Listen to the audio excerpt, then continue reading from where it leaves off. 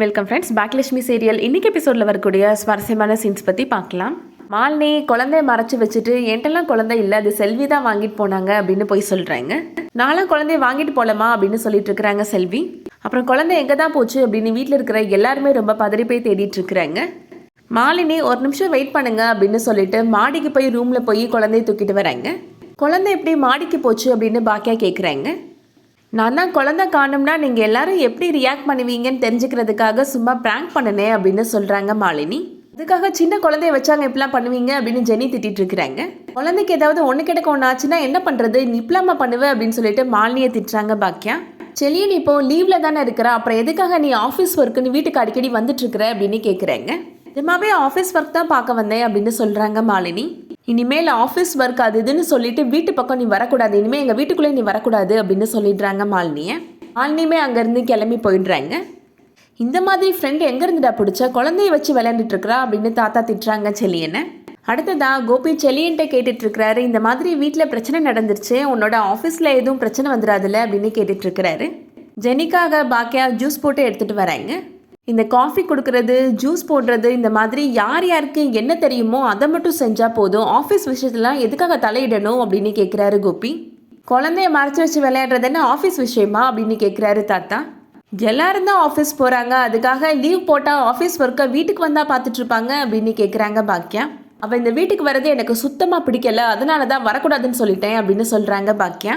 Anti பண்ணதும் correct தான், எனக்கும் அவங்க பண்ணதுன்னு நினச்சா ரொம்ப கோவமாக தான் வருது அப்படின்னு சொல்கிறாங்க ஜெனி.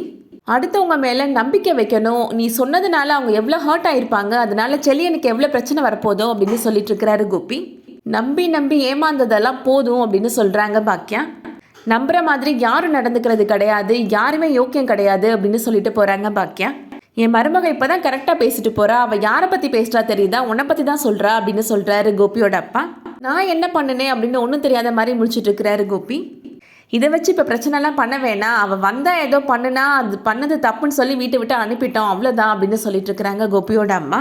அடுத்ததா செலியனை ஃபோன் பண்ணி வர சொல்லியிருந்திருப்பாங்க மாலினி, அதனால செலியன் மாலினியோட வீட்டுக்கு போகிறாரு. மாலினி பண்ண விஷயத்துக்காக செலியன் கோபப்படுறாரு. நாம் 2 பேரும் இனிமேல் பார்க்கக்கூடாது பேசக்கூடாதுன்னு முடிவு பண்ணியிருக்கிறோம்ல அப்படின்னு சொல்கிறாரு செலியன். அது நீ முடிவு பண்ணது செலியா, நான் கிடையாது அப்படின்னு சொல்கிறாங்க மாலினி.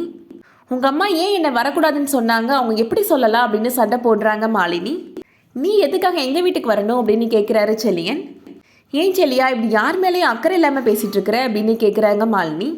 நானும் அக்கறை இல்லாமல் தான் இருந்தேன், கொஞ்ச நாள் உன் மேலே அக்கறைப்பட்டேன் பாரு, அதுதான் என்னோட தப்பு அப்படின்னு சொல்கிறாரு செலியன்.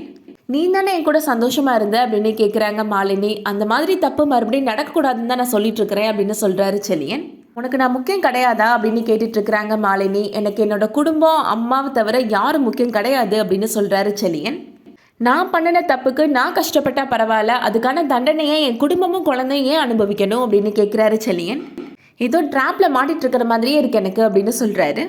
சரி, இனிமேல் நான் இந்த மாதிரி நடந்துக்க மாட்டேன், உங்கள் அம்மா நம்பர், ஜெனி நம்பர், எல்லார் நம்பரையும் நான் டெலீட் பண்ணிடுறேன் அப்படின்னு சொல்கிறாங்க மாலினி.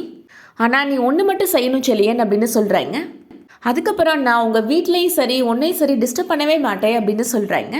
குழந்தை பிறக்கிறதுக்கு முன்னாடி என் மேலே எவ்வளோ லவ்வாக கேரிங்காக இருந்தையோ அதே மாதிரி எப்போவுமே இருக்கணும் அப்படின்னு சொல்கிறாங்க மாலினி. அதெல்லாம் என்னால் முடியாது அப்படின்னு சொல்கிறாரு செலியன். அப்படிலாம் நீ விட்டுட்டு போக முடியாது செலியா அப்படின்னு சொல்கிறாங்க மாலினி. உன்னால் அப்படி என்ன பண்ண முடியும் அப்படின்னு கேட்குறாரு செலியன். நம்ம 2 பேரும் சேர்ந்து எடுத்த ஃபோட்டோஸ் எல்லாம் பாரு அப்படின்னு சொல்லி காமிக்கிறாங்க. என்னோட கேலரி ஃபுல்லாகவுமே உன்னோட ஃபோட்டோ தான் இருக்கு செலியா அப்படின்னு சொல்கிறாங்க. இந்த ஃபோட்டோஸ் எல்லாத்தையும் நான் உன்னோட அம்மாவுக்கும் ஜெனிக்கும் அனுப்பி வச்சிருவேன் அப்படின்னு சொல்கிறாங்க. உன்னோட ஸ்ட்ரீட் ஃபுல்லாகவுமே நான் போஸ்டர் அடித்து ஒட்டிடுவேன் அப்படின்னு சொல்கிறாங்க. நீ எனக்கு வேணும் செல்லியா, அதுக்காக நான் எந்த எக்ஸ்ட்ரீமுக்கும் போவேன் அப்படின்னு சொல்கிறாங்க. ஆனால் அந்த மாதிரிலாம் என்னை செய்ய விட்டுறாத, என்னை பெரிய வில்லி மாதிரிலாம் ஆக்கிராத அப்படின்னு சொல்கிறாங்க. எனக்கு நீ வேணும் செல்லியா, ஐ லவ் யூ செல்லியா அப்படின்னு ஹக் பண்ணிக்கிறாங்க மாலினி. செலியன் ஒன்றும் பண்ண முடியாமல் நின்றுட்டுருக்கிறாரு. அதோட இன்னைக்கான எபிசோட் முடியுது. இந்த வீடியோ பிடிச்சிருந்துச்சுன்னா லைக் பண்ணிக்கோங்க. சீரியல் அப்டேட்ஸ்க்கு நம்ம சேனலை சப்ஸ்கிரைப் பண்ணிக்கோங்க. தேங்க்ஸ் ஃபார் வாட்சிங்.